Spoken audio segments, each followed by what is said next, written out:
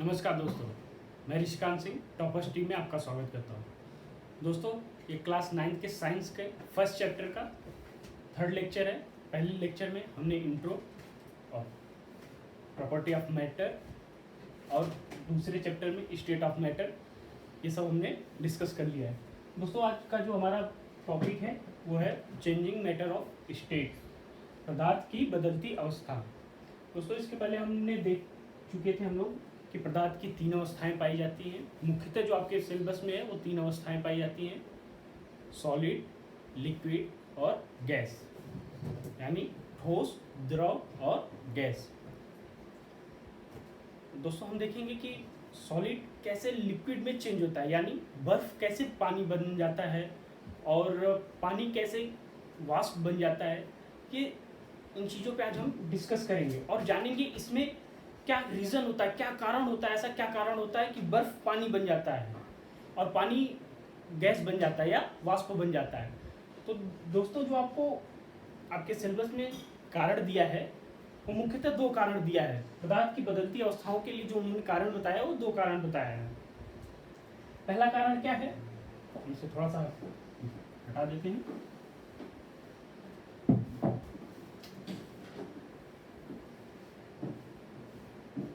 Temperature,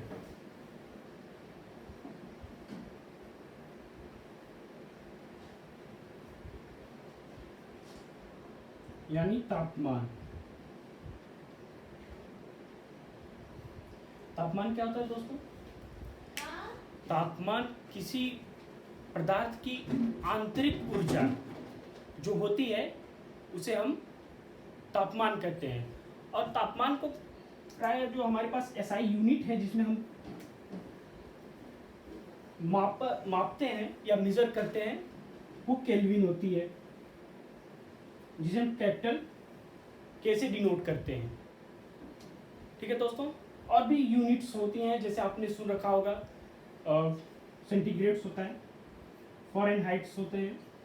ये सारी units हैं जो जिसमें हम टेम्परेचर को मेजर करते हैं या मापते हैं। और दूसरा क्या है दोस्तों? दूसरा कारण जो उन्होंने बताया वो प्रेशर या दाब बताया।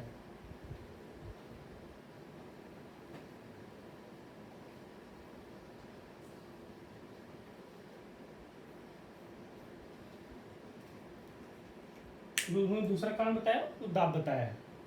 तो दोस्तों, आओ हम देखते हैं कि तापमान के कारण कैसे अवस्थाएं बदलती हैं।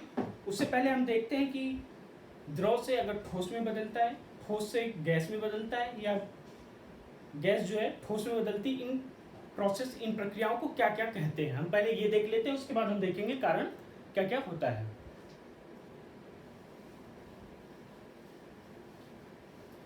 आपने कभी नोटिस किया है कि बर्फ क्यों पानी बन जाता है?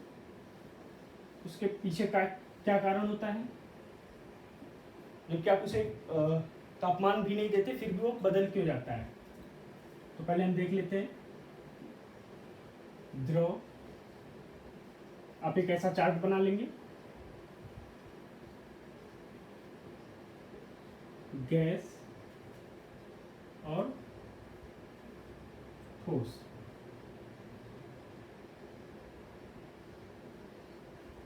आप ये चार्ट जरूर बना लेंगे, जिससे चीज़ों को आपको समझने में आसानी हो जाएगी।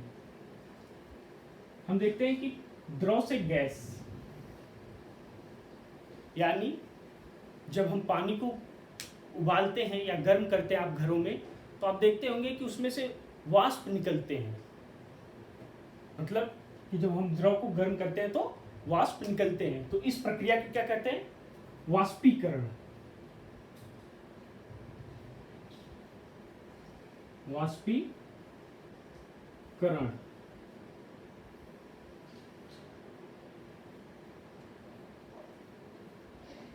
वेपोराइजेशन।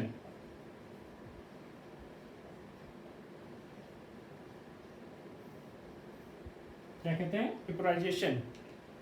और हम फिर देखेंगे कि अगर द्रव से ठोस में बदल रहा है, हमने देखा कि गैस और द्रव से गैस में बदलता है तो वेपराइजेशन कहते हैं। अब हम देखेंगे द्रव ठोस में बदलता है। आपने पानी को बर्फ में रख दिया होगा और फ्रिज में रख दिया होगा तो वो बर्फ बन जाती है।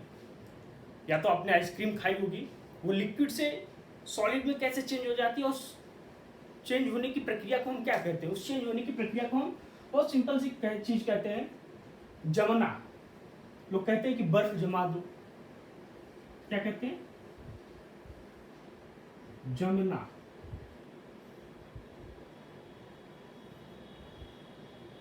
सॉलिडिटी इंग्लिश में क्या कहते हैं? सॉलिडिटी,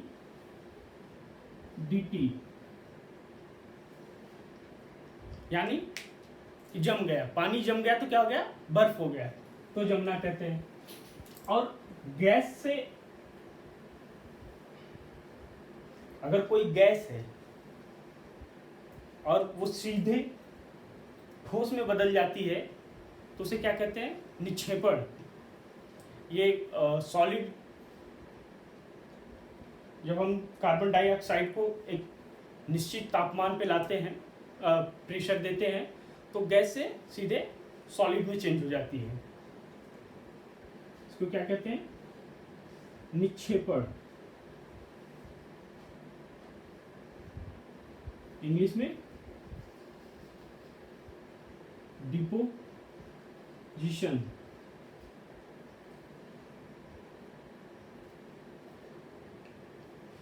एक ये प्रोसेस हो गया और एक और चार्ट बनेगा। अब मैं इसे हटाता हूं, दूसरा चार्ट बनेगा, सेम रहेगा, केवल ये चीजें जो है ठोस द्रव गैस आप रहने देंगे। एक ऐसा चार्ट फिर से बनाएंगे।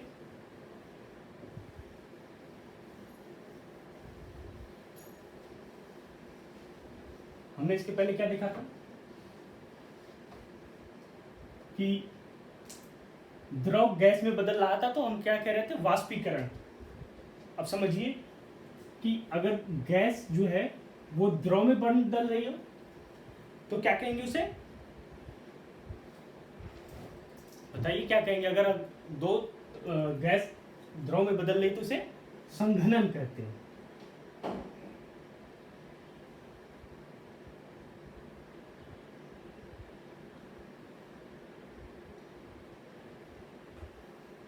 संघनन या कंडेंसेशन कहते हैं।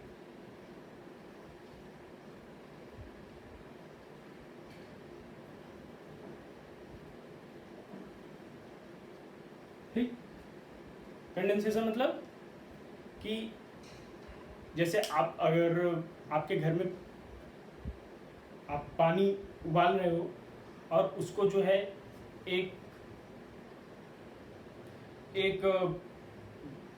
किसी पात्र या किसी बर्तन से खुले हुए जिसमें आप पानी उबाल उस पर ढक देते हैं, तो आप उस पर देखेंगे कि उसके सतह पे पानी की बूंदें दिखाई देती, जो पहले पानी की बूंदें नहीं होती, फिर भी वो पानी की बूंदें दिखाई देती हैं।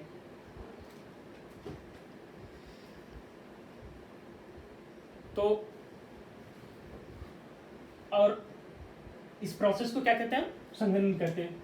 अच्छा, हमने क्या देखा था कि द्रव से ठोस होते हैं। अब हम देखेंगे ठोस से द्रव होते हुए। जब द्रव से ठोस हो रहा था तो क्या बन रहा था? जमना प्रोसेस हो रही थी। लेकिन अब क्या हो रहा है? इधर देखेंगे संलग्न, संगलन,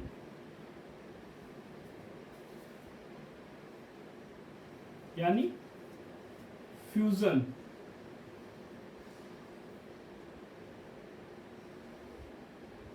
हमने देखा था कि गैस से ठोस में जब बदलता है तो क्या होता है?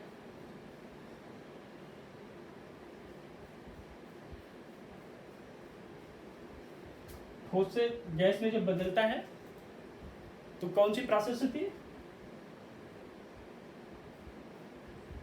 पातन या सब्लिमेशन।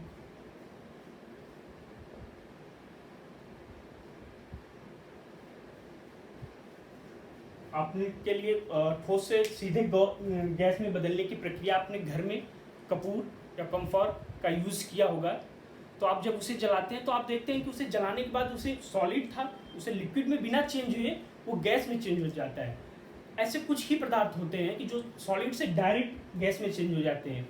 बाकी अगर आप बर्फ़ को गर्म करेंगे तो पहले लिक्विड में बदलेगा, फिर उसके बाद जो है तब जाके उसको गैस में बदलेगा। लेकिन यहाँ पे कपूर जो होता है वो सीधे अगर हम उसको जलाते हैं तो किस में चेंज हो जाता है, गैस में चेंज हो जाता है। तो ये चार्ट आप दोनों चार्ट आप बना लेंगे। उसके बाद हम देखते हैं कि रीज़न क्या है, ऐसा किस कारण होता है कि ये अवस्थाएं एक दूसरे में चेंज होती हैं। हमने आपको रीज़न बता दिया था, मेनली दो प्रकार के होते हैं, तापमान और दाब, टेम्परेचर और प्रेशर। अब टेम्परेचर पे हम देखेंगे कि क्या होता है।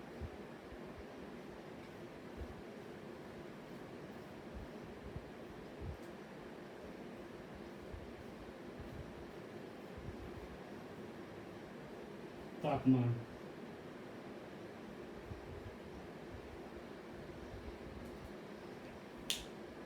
क्या होता है दोस्तों कि आपने इसके पहले वाले वीडियो में मैंने आपको बताया था, पदार्थ हमेशा किससे मिलके बने होते हैं, कणों से मिलके बने होते हैं। उसके लिए हमने एक एक्सपेरिमेंट भी बताया था, आप लोगों ने किया होगा। एक कणों से मिलके बने होते हैं, चाहे ठोस हो, सॉलिड हो, लिक्विड हो, गैस हो, जो भी हो, किससे मिलके बने होते हैं, छोटे छोटे कणों से। और कण आपस में क्या होते हैं, एक दूसरे से आकर्षण बल या अट्रैक्शन फोर्स के कारण जुड़े होते हैं। तो दोस्तों जब हम इनको तापमान देना शुरू करते हैं, जब हम किसी चीज को गर्म करते हैं तो उसमें काइनेटिक एनर्जी, गति ऊर्जा बढ़ जाती है। अब काइनेटिक एनर्जी क्या होती है दोस्तों, कि कोई चीज को जब चलने के लिए जो एनर्जी, जो ऊर्जा की आवश्यकता होती है, उस ऊर्जा को क्या कहते हैं, काइनेटिक एनर्जी। आप इसके लिए एक सिंपल सा उदाहरण लेंगे। आप प्रायः देखे होंगे कि दोस्तों जब आपको भूख लगी होगी और खाने को कुछ न दिया गया हो तो आप एक रूम के बेड पे या कहीं भी आप एकदम शांति से बैठे रहेंगे। लेकिन जैसे ही आपके अंदर एनर्जी आ जाती है, आप खा पी लेते हैं और जब आपको थोड़ी सी ऊर्जा मिल जाती है तो आप इधर घूमते हैं, उधर घूमते हैं और तरह तरह के काम करते हैं। आप में चलने की क्षमता आ जाती है, आप में काम करने की क्षमता आ जाती है। जब आप में एनर्जी नहीं होती तो आप वैसे बैठे ही रहते हैं।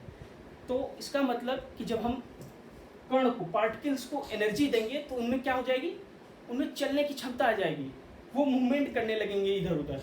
और जब मूवमेंट करेंगे तो उनके बीच का जो अट्रैक्शन फोर्स है वो कम होगा। जैसे देखिए कि क्या होगा, समझते हैं फिगर के जरिए। ये दो पार्टिकल्स या दो कण हैं, ठीक है। इन एक दोनों कणों के बीच अट्रैक्शन फोर्स काफी तगड़ा है, काफी हाई अट्रैक्शन फोर्स। लेकिन जब हम इन्हें यहां देखेंगे, हम एक लैंप बनाते हैं,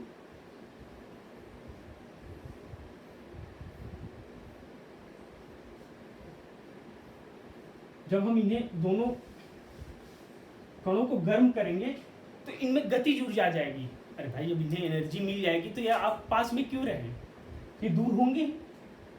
जब ये दूर होंगे, अरे ये इधर मूव करने लगा, ये इधर मूव करने लगा, तो इनके बीच का अट्रैक्शन फोर्स ये जो है, जो अभी इतना था अब बढ़ गया, इतना कम हो गया, यानी अट्रैक्शन फोर्स कम हो गया। तो जब अट्रैक्शन फोर्स कम हो गया तो ये मूवमेंट होने लगा। तो और ये मान लो ये सॉलिड के, ठोस के जो है आपके कण थे, ठोस के कण थे। ये जब ठोस के कण में जब एनर्जी बढ़ गई तो ये मूव करने लगा और अट्रैक्शन बल कम हो जाने के कारण ये कैसा बिहेव करने लगे, द्रव के जैसा। कैसा, द्रव के पार्टिकल्स जैसा। क्योंकि द्रव के पार्टिकल्स के बीच में अट्रैक्शन फोर्स कम होता है, उसके कण जो है कम समीप होते हैं, कम पास होते हैं। तो ये किस कारण हुआ, अब जब चीजें द्रव की तरह बिहेव करने लगी तो अवस्था भी क्या हमें दिखने लगेगी, द्रव की तरह ही दिखने लगेगी। तो जब पार्टिकल्स उसके द्रव, ठोस के पार्टिकल्स द्रव की कारण द्रव की तरह बिहेव करने लगे तो क्या होता है, ठोस जो होता है सॉलिड में बदल जाता है। इसके पीछे मेन कारण क्या भी हम बताएं, तापमान, कि जब हम एनर्जी देंगे तो तापमान जब बढ़ाएंगे तो ठोस के अणु के बीच अट्रैक्शन बल कम होगा, और अट्रैक्शन बल कम होने के कारण वो गैस के लिक्विड की तरह बिहेव करने लगेंगे। फिर क्या होगा दोस्तों कि इसको हम और तापमान देते हैं, इसको हम और गर्म करते हैं, ठीक है। हम इसको और गर्म किए तो हम देखेंगे अब इनके बीच अट्रैक्शन फोर्स और कम हो गया,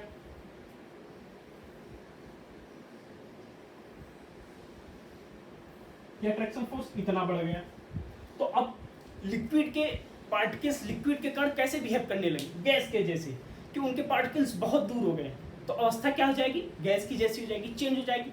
आप ऐसा देखेंगे कि आपके पास एक बर्फ का टुकड़ा लेंगे, आप उसे अपने घर के गैस स्टोव पे गर्म करना शुरू करेंगे, तो पहले आप देखेंगे कि तापमान धीरे धीरे धीरे धीरे बढ़ता है, तो बर्फ जो है गलना शुरू हो जाता है, और गलने के बाद जब उसके बाद भी तापमान हम बढ़ाते हैं तो वो गैस में बदलने लगता है।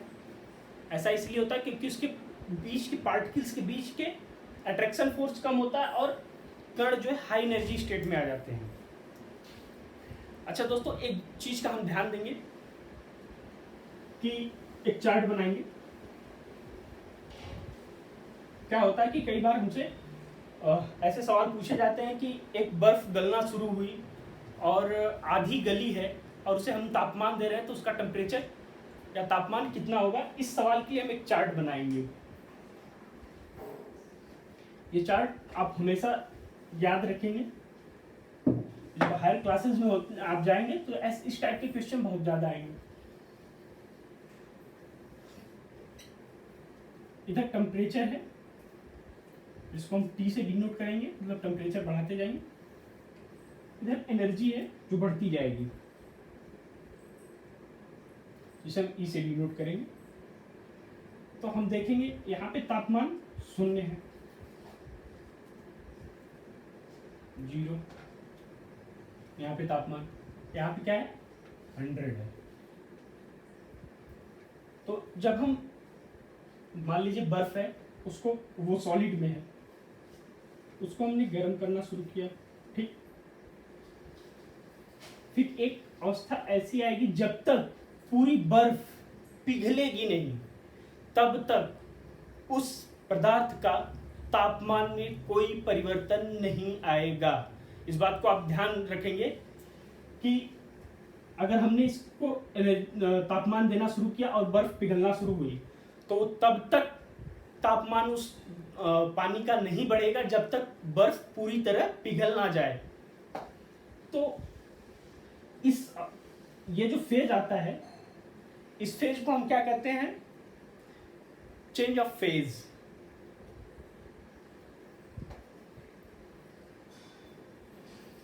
Change of phase. फिर अगर हम इसके बाद तापमान बढ़ाए, इसके बाद अगर हम और तापमान बढ़ाए तो क्या होगा कि फिर ये द्रव गर्म होना शुरू होगा, गर्म होना शुरू होगा, और तब तक गर्म होगा जब तक ये वाष्प में बदलने ना लगे।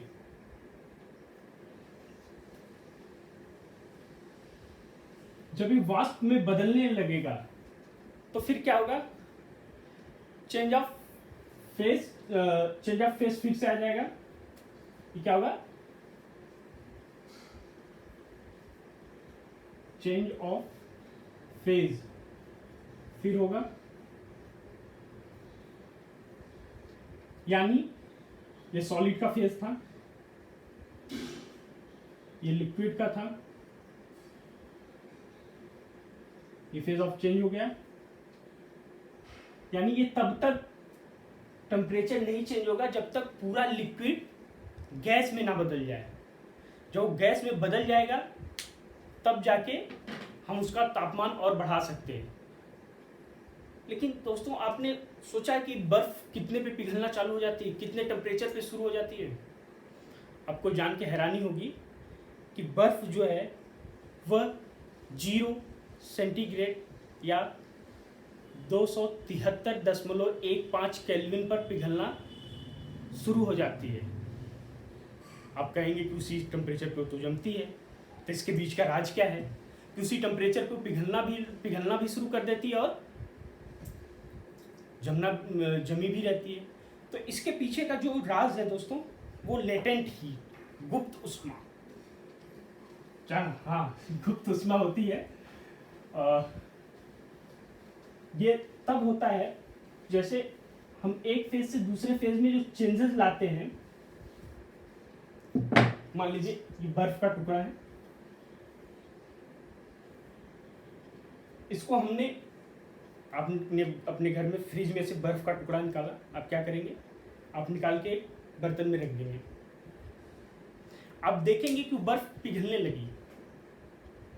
वो क्यों होती है? गुप्त उष्मा के कारण होता है। गुप्त उष्मा होती क्या है कि गुप्त उष्मा वह चीज होती है कि जो बिना किसी तापमान के, मतलब बिना हम तापमान के चेंजेस के कारण एक अवस्था से दूसरी अवस्था में जब पदार्थ चेंज हो जाए, और जिस उष्मा या जिस एनर्जी के कारण, जिस हीट के कारण वो चेंज होता है, बिना जब हम तापमान ना बढ़ाएं, तो क्या होता है? उस उष्मा को क्या कहते हैं? गुप्त उष्मा या गुप्त एनर्जी, लेटेंट हीट। यानी क्या होगा कि जिस बर्तन में हमने बर्फ के टुकड़े को रखा है, समझिए इस चीज को, कि जिस बर्तन में हमने बर्फ को रखा है, वो बर्तन के कणों के बीच, मैंने आप लोगों को जब पढ़ाया था ठोस, तो जब प्रॉपर्टी ऑफ मैटर पढ़ाया था तो उसमें बताया था दो कणों के बीच रिक्त स्थान होता है। अब देखेंगे दो कणों के बीच, ये जो डार्क किया है, ये रिक्त स्थान होता है। इसी रिक्त स्थान में वह एनर्जी, गुप्त उष्मा जिसे कहते हैं, लेटेंट हीट, विद्यमान रहती है, प्रेजेंट रहती है। फिर जब ये बर्फ इस बर्तन के सरफेस पे कांटेक्ट में आता है, जुड़ाव में आता है, तो ये उष्मा बर्फ के कणों में जाने लगती है। ऐसा इसलिए होता है क्योंकि कोई भी चीज आप हमेशा देखेंगे, ये यूनिवर्सल लॉ है, हाई से लो की तरफ जाती है। ये बर्फ तभी जमी थी जब इसमें गुप्त उष्मा, लेटेंट हीट नहीं थी। लेकिन जब इस बर्तन के संपर्क में आई, कांटेक्ट में आई, तो इसमें बर्तन में आपके लेटेंट हीट उसके कण में था, तो वो ज्यादा था। और इधर से क्या हुआ, ज्यादा की तरफ से कम की तरफ जाने लगा। और जब कम की तरफ जाने लगा तो क्या हुआ, हमारा बर्फ जो है वो पिघलना चालू हो गई। लेकिन आपने तापमान नहीं बदला, आपने टेम्परेचर नहीं बदला, केवल आपने उसे निकाल के एक जगह से दूसरी जगह रख दिया। तो यही होती है गुप्त उष्मा। इसीलिए एक ही तापमान पे बर्फ का बदल जाना और बर्फ का जमा रहना, इसके पीछे सबसे बड़ा कारण गुप्त उष्मा का होता है, जो कणों के रिक्त स्थान में उपस्थित रहती है। अब हम दोस्तों देखेंगे एक एक प्रोसेस को कि ठोस से द्रव कैसे बनता है, द्रव से गैस कैसे बनता है। हमने चीजें पढ़ लिया, अब हम इसमें जानेंगे।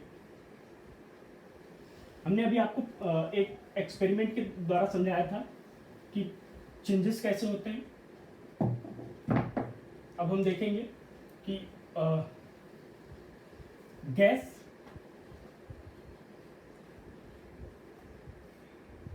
से ठोस,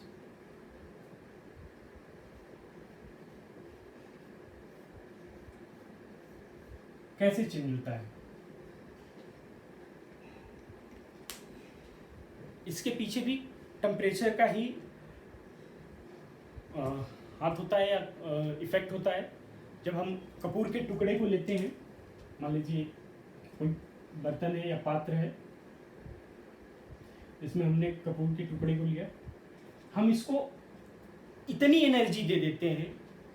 हमने अभी आपको बताया था कि जब हम धीरे धीरे गर्म करते हैं तो ठोस के पार्टिकल्स जो होता है वो द्रव की तरफ बिहेव करने लगते हैं, तो द्रव में बदल जाते हैं।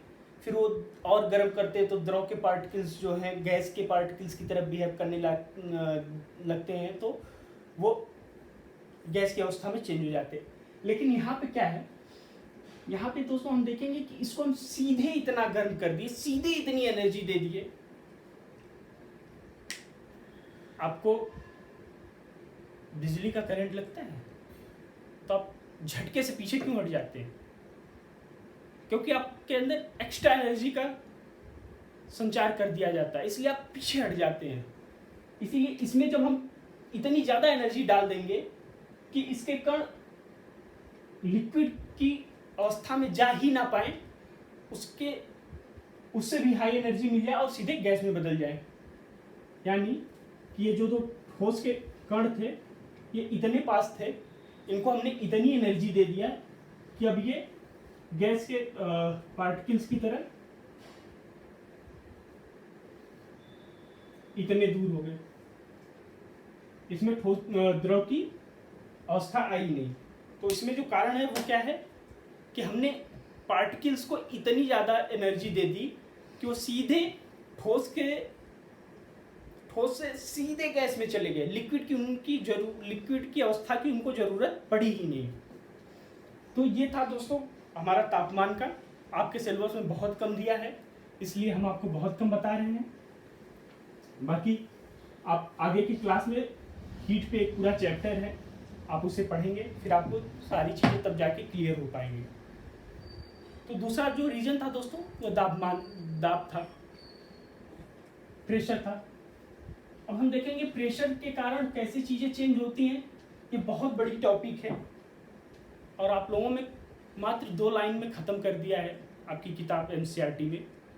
उनमें उन्होंने एक एग्जाम्पल दिया है कि हम जो है एक कार्बन डाइऑक्साइड, क्या कहते हैं वो, कि हम सॉलिड कार्बन डाइऑक्साइड को, सॉलिड CO2 को जब एक निश्चित दाबमान पर रखते हैं तभी वो सॉलिड होती है। अगर वो दाब हम प्रेशर कम करते हैं तो किस में बदल जाती है? गैस में बदल जाती है। एक तो उन्होंने ये बात बताई है, और दूसरी बात उन्होंने क्या बताई है कि हम किसी भी गैस को हाई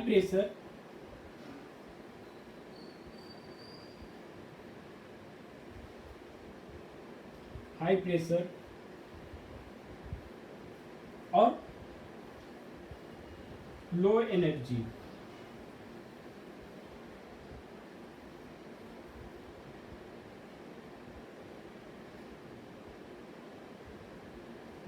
या लो टेम्परेचर कह लेंगे,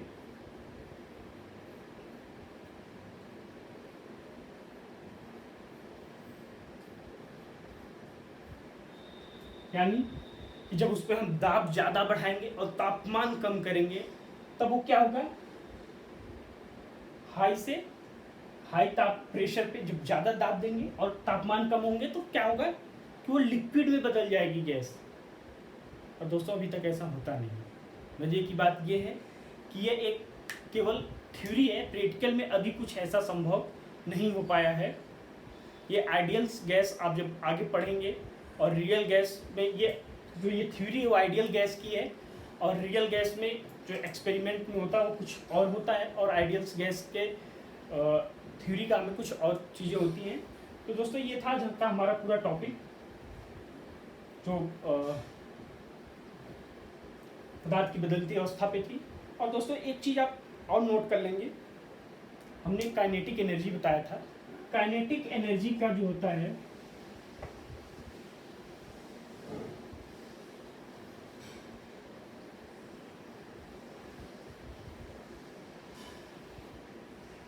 काइनेटिक एनर्जी एक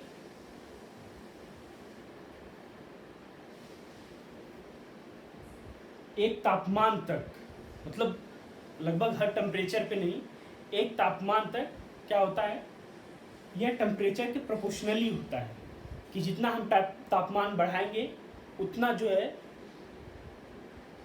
मैटर्स के पार्टिकल में काइनेटिक एनर्जी आएगी। टेम्परेचर के जब हम T से डिनोट करेंगे तो काइनेटिक एनर्जी प्रोपोर्शनली होता है टेम्परेचर के, कि जितना हम तापमान बढ़ाएंगे उतना काइनेटिक एनर्जी हमारी बढ़ेगी। और इसी के साथ प्रेशर के साथ क्या होता है, प्रेशर के साथ ये प्रेशर के साथ ये होता है, प्रेशर को हम P से डिनोट करेंगे, प्रेशर के साथ इनवर्सली प्रोपोर्शनल होती है काइनेटिक एनर्जी। काइनेटिक एनर्जी को हम K से डिनोट किए हैं, यानी कि हम जब दाब बढ़ाएंगे तो मैटर्स, आप ऐसा सपोज कीजिए कि आप एक कमरे में हैं, कमरे का जो आयतन है, जो वॉल्यूम है वो काफ़ी बड़ा है, उसको हम धीरे धीरे धीरे धीरे कम करते जा रहे हैं। तो आप देखेंगे कि आपको मूव करने की जगह कम मिलती जा रही है। जब मूव करने की जगह कम मिलती जा रही है, एक समय ऐसा आएगा कि आप मूव ही नहीं कर पाओगे। तो वही चीज़ यहाँ पे कण में भी होगा कि जब हम प्रेशर बढ़ाते जाएंगे तो कण आपस में पास आते जाएंगे, और जब इतने पास आ जाएंगे कि वो एक दूसरे कहीं आने या मूव करने की जगह ही ना रहे, तो फिर काइनेटिक एनर्जी बिल्कुल कम हो जाएगी। इन दो चीज़ों को आप एक्स्ट्रा है, आप इसे जरूर नोट कर लीजिएगा, क्योंकि आगे की क्लासेस में आपको काम आएगी और आपसे ऑब्जेक्टिव प्रश्नों में ये पूछे जाते हैं प्रतियोगी परीक्षाओं में। बस दोस्तों, आज का यही वीडियो था। अगले क्लास में हम लोग प्रश्नावली के प्रश्न को सॉल्व करेंगे, देखेंगे उसमें किस किस तरीके के प्रश्न हैं और उसे ऑब्जेक्टिव और सब्जेक्टिव दोनों तरीके पे हम डिस्कस करेंगे। ठीक है दोस्तों, आज के लिए इतना ही। नमस्कार।